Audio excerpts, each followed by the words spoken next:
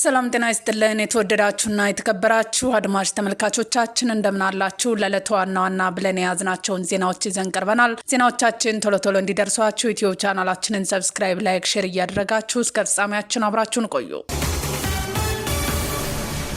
ቲዲኤፍ እየሸሸ ነው አልዋጋም ብሏል ሲሉ ጀነራል ጻድቃን ገብረትንሳኤ ተናገሩ። ቲዲኤፍ የሚባለው ጦር እየሸሸ ቤቱ ተቀምጧል አልዋጋም ብሏል። ትግራይ ያሉ መሪዎች ከሻዕቢያ የሚሰጣቸውን ተልእኮ ተቀብለው የጦርነት ፍላጎታቸውን አልተውም። ነገር ግን አቅማቸው ስለተመናመነ እየወላወሉ ነው። በፊት ማስተዳደር በቻሉት አቅም ማስተዳደር ስላልቻሉ አፎይ ህግ አውጥተው ማስተዳደር ነው የሚፈልጉት። ቀደም ሲል የሰሩት ወንጀል ለመሸፈን ሌላ ወንጀል እየሰሩ እንዳለ ይሰማኛል ሲሉ ጀነራል ጻድቃን ገብረትንሳኤ በዛሬው ዕለት ተናግረዋል። የሻዕቢያ ዋና ዓላማ የኢትዮጵያ አኩራፊ ኃይሎችን በማደራጀት በሀገሪቱ ሰላም እንዳይኖር ማድረግ ነው ሲሉ አቶ ጌታቸው ረዳ ተናገሩ። የሻዕቢያ ዋና ዓላማ ኢትዮጵያ ውስጥ ያሉ አኩራፊ ኃይሎችን በማደራጀት በሀገሪቱ የተረጋገጠ ሰላም እንዳይኖር ማድረግ ነው ሲሉ የጠቅላይ ሚኒስትር የምስራቅ አፍሪካ ጉዳዮች አማካሪ ሚኒስትር ጌታቸው ረዳ ተናግረዋል። ኢትዮጵያ ብሔራዊ የመከላከያ ኮሌጅ ዓመታዊ የብሔራዊ ደህንነት ኮንፈረንስ በትናንትናው ዕለት ተካሂዷል። አቶ ጌታቸው ረዳ በዚህ ወቅት እንዳሉት ኢትዮጵያ ለጀመረችው የባህር በር ተጠቃሚነት ጥያቄ ምላሽ ለማግኘት ዲፕሎማሲያዊ ጥረቶችን አጠናክራ መቀጠል ይገባልን ብለዋል። ፕሬዚዳንት ኢሳያስ አፈወርቂ ወደብ የሚከለክሉበት ምክንያት ገንዘብ ስለሚጠሉ ሳይሆን ኢትዮጵያ ወደብ መጠቀም የጀመረችለት የኤርትራ ወጣት መኖሪያውን ኢትዮጵያ ውስጥ ስለሚያደርግ ነው ብለዋል። ይህም ኢሳያስ ዓላማቸውን መፈጸም የሚያስችላቸውና ሀገሪቱ እንደፈለጉ የሚጓዙበትን እድል ስጋት ውስጥ የሚከት ጉዳይ መሆኑን አስረድተዋል። ኤርትራ በኢትዮጵያ ላይ የምትደቅነው ብሔራዊ የጸጥታ ስጋት የተለመደ መሆኑን ጠቁመው ይህም ኢትዮጵያ ውስጥ ያሉ አኩራፊ ኃይሎችን በማደራጀት በሀገሪቱ ምንም አይነት የተረጋጋ ሰላም እንዳይኖር ማድረግ መሆኑን አብራርተዋል። ሻዕቢያ በቀጥታ ኢትዮጵያን የመውረር ብቃት የሚኖረው የኢትዮጵያ የውስጥ አቅም እንዲዳከም የጀመረችው ስራዎች ተጠናክረው ከቀጠሉበት ብቻ ነው ሲሉ አስገንዝበዋል። ከዚህ ውጭ የወታደራዊ ቴክኖሎጂና ሌሎች አቅሞች እንደሌሉ ጠቁመው ችግሩን ለመቀልበስም የውስጥ ጥንካሬ ማጎልበት ላይ በትኩረት መስራት እንደሚገባ አጽንኦት ሰጥተዋል። ኢትዮጵያ ከ130 ሚሊዮን በላይ ህዝብ ይዛ ታፈና መኖር አትችልም። ወደብ ያስፈልገናል። ለዚህም የዲፕሎማሲ ጥረቶች ተጠናክረው መቀጠል አለባቸው። ሻዕቢያን መነጠል የሚያስችል ስራ መከናወን አለበት ነው ያሉት። በሌላ በኩል የኢትዮጵያ ሁለንተናዊ የኢኮኖሚ እድገት ላይ ማተኮር ያስፈልጋል ያሉት አቶ ጌታቸው መከላከያ ሰራዊት ጠንከር ያሉ የቤት ስራዎች በሁሉም ዘርፍ ወቅቱን የዋጀ ዝግጅት ማድረግ አለበት ብለዋል። ወታደራዊ ዝግጅት በዋናነት ጦርነትን ማስቀረት ላይ መሆን እንዳለበት ጠቁመው በትንሽ በትልቁ ለጦርነት የመጋበዝ እድል ማስቀረት እንደሚያስፈልግ ተናግረዋል። ኢትዮጵያ ለጎረቤቶቿ ጥይት በመሸጥ የውጭ ምንዛሬ እየተገኘ መሆኑ ተዘገበ። ከወራት በፊት በሀገር ውስጥ ጥይት ማምረት መጀመሩን ጠቅላይ ሚኒስትር ዶክተር አብይ አህመድ ገልጸው ነበር። መከላከያ ሰራዊት ትናንት ባጋራው መረጃ በሀገር ውስጥ የሚመረተው ጥይት የውጭ ምንዛሬ እያስገኘ መሆኑን ገልጸዋል።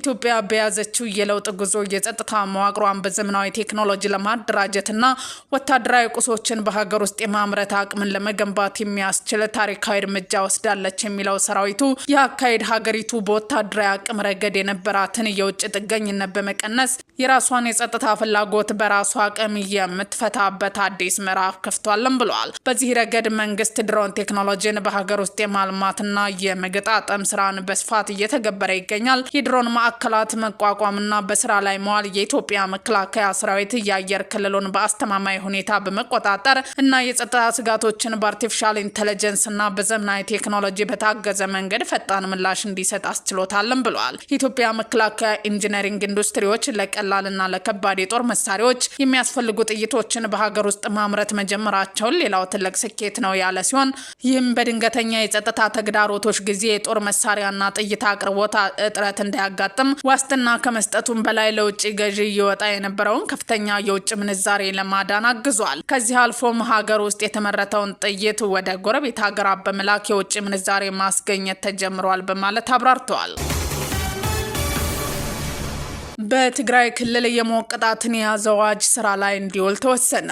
በትግራይ ክልል ወደ ስራ የተመለሰውና በህዝባዊ ወያኔ ሓርነት ትግራይ የሚመራው የክልሉ ምክር ቤት የግዳጅ ወታደራዊ አገልግሎትና በሞት የሚያስቀጡ ድንጋጌዎችን የያዘው አወዛጋቢ አዋጅ በአስቸኳይ ተግባራዊ እንዲሆን መመሪያ አስተላልፏል። የትግራይ ህዝብ ህልውናና ደህንነትን ለማረጋገጥ በሚል ባለፈው ግንቦት ወር የጸደቀው ይህ አዋጅ ምንም እንኳን በክልሉ ነጋሪት ጋዜጣ ታትሞ ባይወጣም የምክር ቤቱ አፈ ጉባኤ ምህረት በረሃ ሰኔ 17 ቀን 2018 ዓ.ም ለክልሉ ፍትህ ቢሮ በጻፉት ይፋዊ ደብዳቤ ህጉ በጊዜያዊነት ስራ ላይ እንዲውል አውጀዋል። የትዕዛዙ ግልባጭ ለክልሉ ከፍተኛ ፍርድ ቤትና ለፖሊስ ኮሚሽን እንዲደርስ ተደርጓል። በዶክተር ደብረጽዮን ገብረ ሚካኤል የሚመራው የካቢኔ ኃላፊዎች ለአስፈጻሚ አካላት ስለ አዋጁ ይዘት ስልጠና ሲሰጡ የቆዩ ቢሆንም ህጉ በክልሉ ፖለቲከኞችና በዓለም አቀፍ የሰብአዊ መብት ተሟጋቾች ዘንድ ብርቱ ተቃውሞ እየገጠመው ነው። የዓለም አቀፍ የሰብአዊ መብት ተሟጋች ድርጅት ሁማን ራይትስ ዋች ባወጣው መግለጫ አዋጁን ጨቋይ ሲል የፈረጀ ሲሆን ህጉ የክልሉ ባለስልጣናት ዜጎችን ለወታደራዊ አገልግሎት የሚያስገድዱበትና ተቃዋሚዎችን ለመቅጣት የሚያስችል ሰፊ ስልጣን እንዲሰጥ አስታውቋል። ድርጅቱ አክሎም በአዋጁ ላይ የተጠቀሱትን ድንጋጌዎች ግልጽ ያልሆኑና ለተለያዩ ጥፋቶች የረጅም ጊዜ እስራትና የሞቀጣትን የደነገጉ በመሆናቸው ስጋት እንዳደረሰበት ገልጿል። አሜሪካ በሱዳን ግጭት አባባሾች ላይ አዲስ ማዕቀብ ጣለች።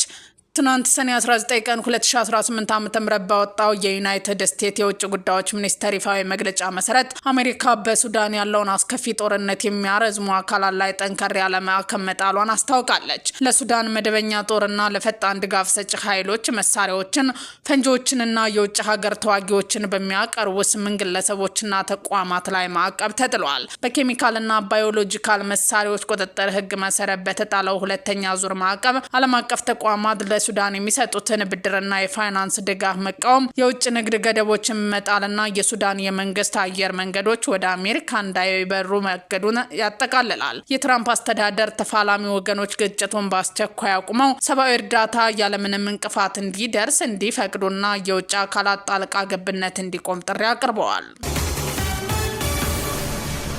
የሶማሊያ ምክትል ጠቅላይ ሚኒስትር ከኬንያ ሐሰተኛ ፓስፖርት ይዘዋል በሚል ተባረሩ። ክስተቱ የተፈጸመው ረቡዕ ዕለት በናይሮቢው ጆሞ ኬንያታ ዓለም አቀፍ አውሮፕላን ማረፊያ ሲሆን ጅብሪል አብዲራሺድ ሀጂ ከሞቃዲሾ በሶማሊያ ዲፕሎማቲክ ፓስፖርትና ህጋዊ ቪዛ ይዘው መድረሳቸውን የኬንያ መገናኛ ብዙሃን ዘግቧል። ባለስልጣናቱ ጥያቄ በሚያቀርቡላቸው ወቅት የኬንያ የጉዞ ሰነድ ወይም ፓስፖርት እንዳላቸው ያመኑ ቢሆንም ሰነዱን ማቅረብ የሚችሉት ፍርድ ቤት ፊት ብቻ መሆኑን በመግለጽ አሳልፈው ለመስጠት ፍቃደኛ ሳይሆኑ ቀርተዋልም ተብለዋል። ሀጂ በቪአይፒ ማረፊያ ክፍል ውስጥ እንዲቆዩ ከተደረገ በኋላ ሐሙስ ጠዋት በዳሎ አየር መንገድ በረራ ወደ ሞቃዲሾ ተመልሰዋል። የኬንያ ባለስልጣናት ስለ ጉዳዩ እስካሁን በይፋ የሰጡት አስተያየት የለም። ዘገባው እስከተጠናከረበት ጊዜ ድረስ ከሶማሊያ መንግስት በኩል የተሰጠ ይፋዊ መግለጫ የለም። ይህ ክስተት የተሰማው ሶማሊያዊው የኬንያ ሰነዶችን የማጭበርበር ድንገት እየጨመረ መምጣቱን ተከትሎ ሲሆን ለዚህ ሙስና እንደ ዋነኛ ምክንያት ይጠቀሳል ሲል ስፑትኒክ ዘግቧል። ውድ አድማጭ ተመልካቾቻችን ዜናዎቻችን እነዚህን ይመስሉ ነበር። አብራችሁን ስለነበራችሁ ከልብ እናመሰግናለን። መልካም ቀን።